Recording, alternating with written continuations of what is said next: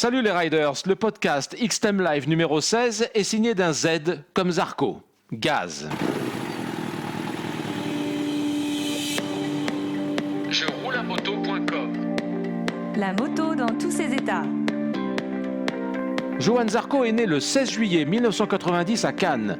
Champion du monde Moto 2 2015 et 2016, il est le pilote de vitesse moto français le plus titré en Grand Prix. Wow. Tout a commencé sur des mini-motos, sur lesquelles tout jeune gamin, Johan tourne déjà avec une facilité qui n'échappe à personne. 2003, Laurent Felon, la rencontre qui change sa vie. Felon, qui travaillait chez Polini, le lance immédiatement dans la compétition des mini-motos en Italie. En 3 ans, Zarco fait parler de lui. 4e du championnat d'Europe, 9e du championnat d'Italie, vice-champion d'Europe en 2005 et 2006. Felon et Zarco deviennent inséparables dans la vie et dans les affaires. 2007, Johan franchit les échelons rapidement. Invité à participer au Red Bull MotoGP Rookie Cup, compétition considérée comme le vivier des futurs champions, il aligne 4 victoires et 7 podiums en 8 courses et devient le premier Français à remporter le championnat. 2008, le team Gabrielli l'invite à participer au championnat d'Italie sur une Aprilia GP. Il s'impose 2 fois sur le circuit de Vallelunga. Ses succès tapent dans l'œil de l'équipe WTR de San Marin qui lui propose de participer au championnat du monde en catégorie 125. Première saison, 20e, deuxième saison, 11e, le début de son ascension. À cette époque, il roule avec un casque aux couleurs de Jean Alesi et le numéro 14 en hommage au pilote hongrois Gabor Talmaxi qui l'a aidé à trouver un guidon en 125. 2011, Johan Zarco rejoint l'équipe Avanter Asia Agio, un team qui vient alors de s'adjuger le championnat avec Marc Marquez. Un changement bénéfique. Le Français signe une saison magistrale et devient vice-champion du monde en 125. Il fait retentir la Marseillaise au Grand Prix du Japon.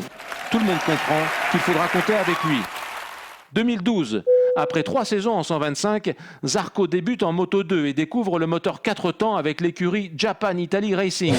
Il adapte sa technique de pilotage et entre de justesse dans le top 10, mais sans réussir à concrétiser son rêve, monter sur le podium.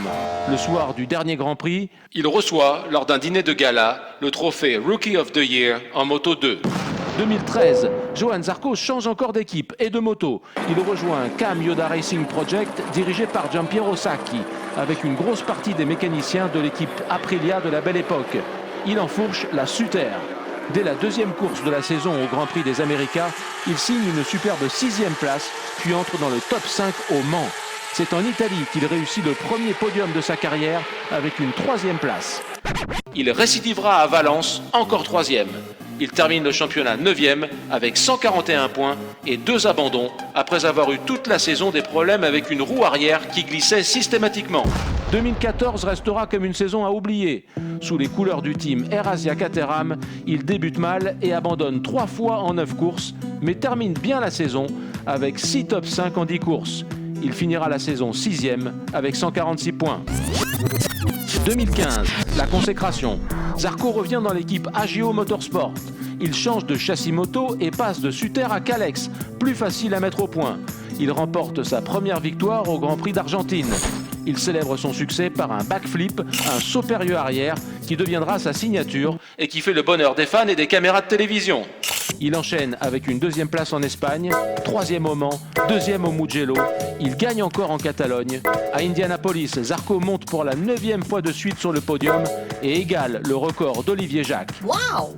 Une petite semaine après, il s'adjuge le Grand Prix de Brno et devient le premier pilote français avec 4 victoires la même saison. Conséquence logique, il devient champion du monde 4 courses avant la fin du championnat. Mais une chose est sûre, il n'a pas l'intention de changer. Merci Johan d'être avec nous. On est ravis de vous accueillir ce soir dans Stade 2. Allez, première question. On vous a vu dans le reportage de Christian dormir dans un mobil-home 3 mètres carrés à côté de votre moto.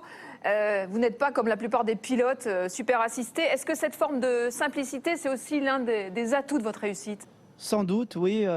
Après, c'est pas à moi de l'analyser, ça. Mais dormir dans ce camion, c'est... Moi, je me régale. J'ai pas besoin de plus. Et je pense que beaucoup de pilotes le font aussi. Mais grâce à mon résultat, pour l'instant, c'est de moi qu'on parle. Mais c'est un bon exemple pour montrer qu'il faut vivre la moto si on veut du résultat. Un triomphe, 8 victoires, 352 points.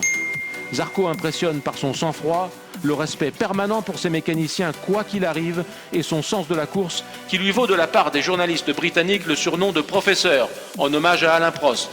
En 2016, il réussit un exploit historique. Il devient le premier pilote double champion de l'histoire en Moto 2 et le doit en particulier à son incroyable résilience, cette capacité à se battre contre l'adversité.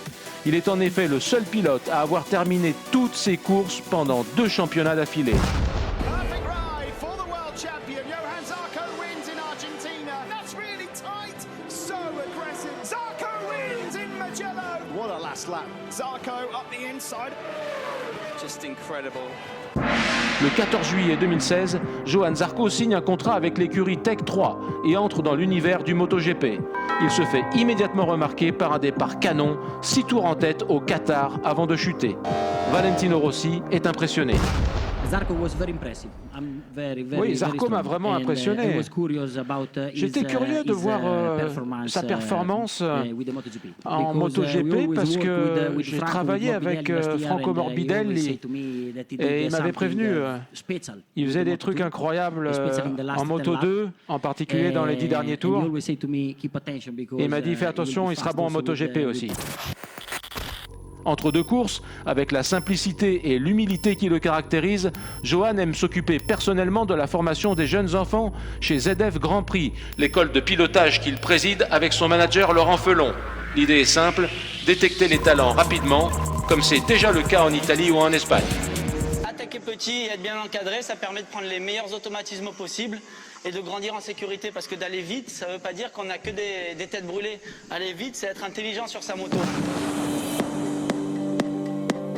Merci à tous d'avoir écouté ce podcast. N'oubliez pas de vous abonner à notre chaîne YouTube pour le recevoir chaque semaine. Et on se retrouve la semaine prochaine, justement. Ciao!